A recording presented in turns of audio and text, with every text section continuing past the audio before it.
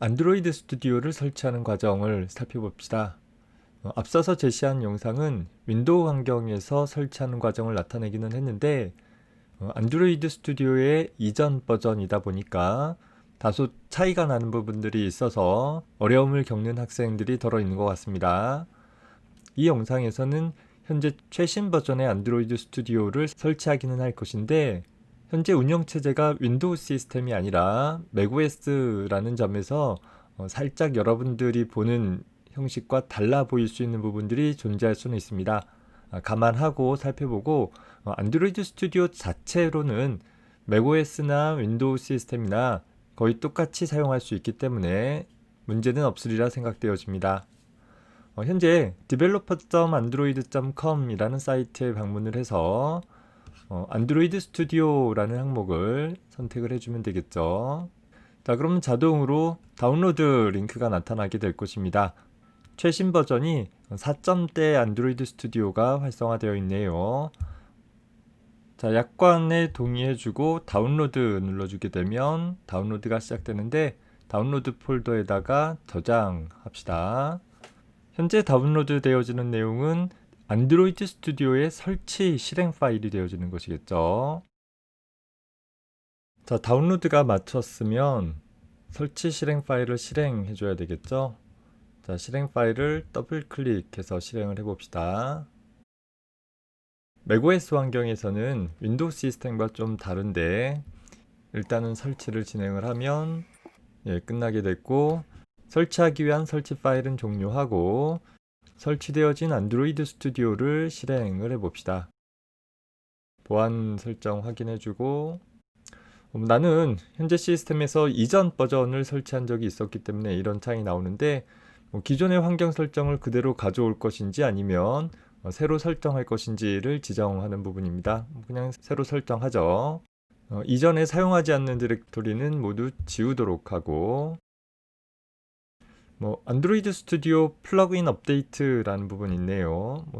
파이어베이스나 코틀린 관계되어지는 부분에 대한 업데이트인데 이건 지금 당장 해주지 않아도 될 것 같습니다. 우리는 자바를 이용을 할 것이고 파이어베이스는 이번 학기 끝에 가서 그냥 간단하게 소개 정도만 할 예정입니다. 현재 안드로이드 스튜디오에서 사용을 할 SDK, 즉 내가 개발하고자 하는 안드로이드 버전에 대한 어떤 지원 파일들을 제공받는 그런 과정인 것입니다. 넥스트 눌러주게 되면 사용자가 선택할 것인지 아니면 일반적인 선택을 할 것인지를 묻는데 우리 수준에서는 그냥 일반 선택을 하고 넘어가 봅시다. 화면 UI를 선택해 주는데 영상 제작을 위해서 그냥 밝은 화면을 선택할게요. 자, 그리고 나서 설정 사항들을 확인해보고 피니시 눌러주게 되면 역시 또 설정에 필요한 나머지 파일들을 인터넷을 통해서 다운로드 받게 되어집니다. 자, SDK 컴포넌트에 대한 다운로드가 모두 마쳐졌으면 다음과 같은 창이 뜨죠. 피니시 눌러주고 나면 본격적으로 안드로이드 스튜디오의 시작 화면을 볼 수 있는 것입니다. 물론 이제 프로그램은 우리가 종료하고 나서 다음번에 우리가 런치패드를 통해서 안드로이드 스튜디오를 다시 실행을 하면 바로 이 화면으로 나오게 되는 것이죠. 자, 여기서 우리가 새로운 프로젝트를 만들거나 기존의 프로젝트들을 오픈하는 일들을 해볼 수 있고 혹은 다른 환경에서 작성한 프로젝트를 임포트해오는 과정들도 제공이 되어집니다. 우리는 한 학기 동안 이 중에서 항상 새로운 프로젝트 만들어서 진행하는 것으로 해보겠습니다. 혹시 여러분들이 다른 환경, 예를 들어서 학교에서 작업했던 프로젝트를 집 컴퓨터에서 사용하고자 한다라고 한다면 그러면 기존의 프로젝트를 오픈하는 메뉴를 사용해 볼 수도 있겠죠. 프로젝트를 만들기 전에 Configure라는 항목 눌러가지고서 SDK 매니저라는 거 한번 실행해 볼게요. 현재 안드로이드 프로그래밍을 하기 위한 안드로이드 SDK에 어떤 것이 설치되어져 있는가를 나타내주고 있습니다. 안드로이드라는 것은 iOS와 다르게 모든 단말기가 항상 최신 상태로 유지되어지지 않는 특징들이 있죠. 따라서 내가 사용하고 있는 안드로이드 OS가 안드로이드 8.0 오레오 버전이다 라고 한다면 그 이후에 새로운 버전이 나타난다 하더라도 자동 업데이트가 되지 않아요. 안드로이드 시스템을 사용하는 사람 중에서 안드로이드 OS 자체의 버전을 업그레이드한 사람은 내가 거의 보지 못했어요. 몇 가지 이유로 시스템 차원에서 제한하기도 하고 또 지원하지 않기도 하고 있기 때문에 그렇다라는 것입니다. 따라서 프로그래머인 우리 입장에서 보면 내가 개발할 프로그램이 어떤 시스템에서 동작하도록 하고 싶은지를 설정할 수 있는 몇 가지 관점이 있어요. 그 관점은 뒤에 가서 다뤄볼 것이고, 개발자 입장에서 주로 테스트해보고자 할 타겟 머신의 안드로이드 API 레벨을 여기서 선택을 해주면 되는 것입니다. 여러 개 선택해도 상관은 없어요. 대신 내 디스크 공간이 꽉 차버리겠죠.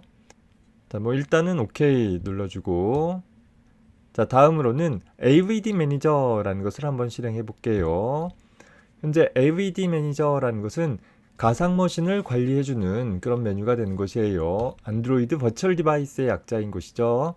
현재 내 시스템 내에는 하나 이상의 가상 머신을 설정을 해둘 수 있어요. 현재 기존에 사용 중인 가상 머신이 있는데, 이 가상 머신의 하드웨어 요구사항들을 본다라고 하면, 현재 픽셀2라는 디바이스의 해상도가 1080 by 1920이라는 2x HDPI 해상도를 갖는 굉장히 고해상도를 갖는 현재 안드로이드 파이 레벨을 지원을 해주는 안드로이드 9.0을 지원해주는 하나의 가상 머신에 대한 설정을 해놓은 것입니다. 이것 외로 내가 새로운 가상 머신을 만들고 싶다라고 하면 얼마든지 플러스 눌러가지고서 새로운 가상 머신을 설정을 해주면 되겠죠. 전화기냐, TV냐, 어떤 안드로이드 디바이스에 대한 가상 머신을 만들 것이냐라는 것을 선택을 해볼 수 있는 것입니다. 현재 픽셀2라는 것이 기본되어 있는데 하나 더 만들어 볼까요?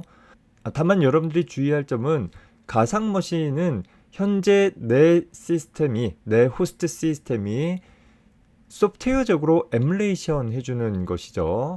가상 머신의 스펙이 너무 높다라고 한다면 역시 내 호스트 시스템, 여러분들이 사용하고 있는 윈도우가 됐던 현재 내가 사용하고 있는 맥OS가 됐던 현재 시스템이 좀 힘들어할 수 있는 거예요.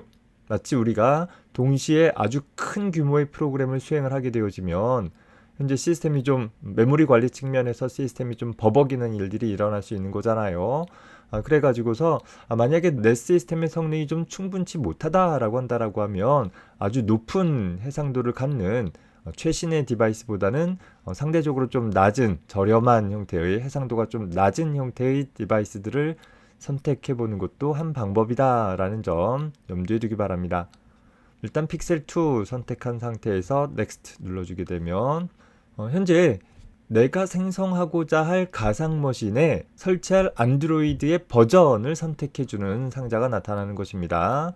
보통 추천이라고 되어져 있는 부분에서 골라주면 되는 것이고, 현재 생성되어지는 가상 머신은 안드로이드 9.0을 설치할 수 있도록 되어 있어요. 그런데 만약에 나는 현재 내가 오레오 버전의 안드로이드 8.1에 오레오 버전의 가상 머신 하나 만들고 싶다라고 하면 여기서 다운로드 눌러가지고서 아까 앞에서 SDK 매니저를 통해서 안드로이드 API를 설치했던 것처럼 마찬가지로 필요한 파일들을 다운로드 받고 선택해 줄 수 있어요. 다시 말해서 SDK 매니저를 통해서 미리 다운로드 받은 다음에 여기서 선택하거나 혹은 내가 매번 가상 머신을 만들 때마다 필요한 버전을 선택을 해가지고서 지정해 주어도 된다라는 것입니다. 현재 그냥 파일 선택되어 있기 때문에 그대로 가볼게요. 넥스트 눌러주어서 현재 가상 머신에 대한 이름을 써주게 되어져요.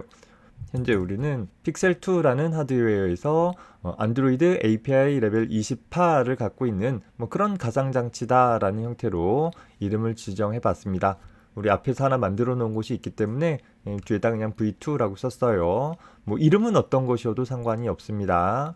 쭉 내려가 보면 이 가상 머신에 대한 하드웨어적인 설정들이 나타나는 것이고, 고급 설정을 눌러서 보면 여러 가지 있는데, 보통 우리가 실제 단말기처럼 처리하기 위해서 키보드 입력을 활성화하는 부분은 꺼놓고 진행하도록 할게요. 그래야지만 소프트웨어적으로 키가 에뮬레이션 되어질 수 있습니다. 물론 매번 화면에 있는 키를 누르는 게 번거롭다라고 하면 여기를 체크해서 처리할 수도 있는데, 그러면 실제 실행할 때와 다르게 이 키보드 화면이 나타나지 않는 차이점들이 생길 수 있습니다. 자, 피니시 눌러주어서 보면 아까 있었던 가상 머신 외로 새로운 가상 머신이 하나 더 추가되어진 것을 볼 수 있죠. 뭐 이렇게 같은 타입이어도 좋겠고 아니어도 좋겠고 내가 필요한 가상 머신은 말 그대로 가상적으로 안드로이드를 운영할 수 있는 시스템을 소프트웨어적으로 만드는 것이기 때문에 뭐 몇 개라도 만들어낼 수 있는 것이고, 만든 다음에 여기 플레이 버튼 눌러주게 되어지면 해당 가상 머신을 이제 소프트웨어적으로 에뮬레이션, 즉 구동해 보는 것이에요. 현재 내가 사용하고 있는 호스트 운영체제는 맥OS이지만 그 상황에서 가상적으로 마치 실제 안드로이드 단말기를 부팅하는 것과 같은 그런 절차들을 거치게 되는 것입니다. 이 화면도 보면 현재 내가 사용하는 안드로이드의 API 레벨에 따라 달라 보일 수 있고, 또 같은 API다 하더라도 내가 지정한 하드웨어 단말 종류에 따라서 화면 해상도나 혹은 모양새 같은 것들이 살짝 달라질 수 있다라는 점 참고하기 바랍니다. 자, 그래서 보면 우리가 하나의 안드로이드 단말기처럼 메뉴를 펼쳐서 뭐 여러 가지 프로그램들을 확인해 볼 수 있는, 혹은 뭐 설정에 들어가서 환경들을 바꿔볼 수 있는 일들을 해볼 수 있을 것입니다. 일단 우리가 안드로이드 프로그래밍에 대해서 배우지는 않았으니까 여러분들은 기본적인 환경을 구축하고 가상 머신들을 한 번씩 운용해보는 그런 시간들을 갖기 바랍니다.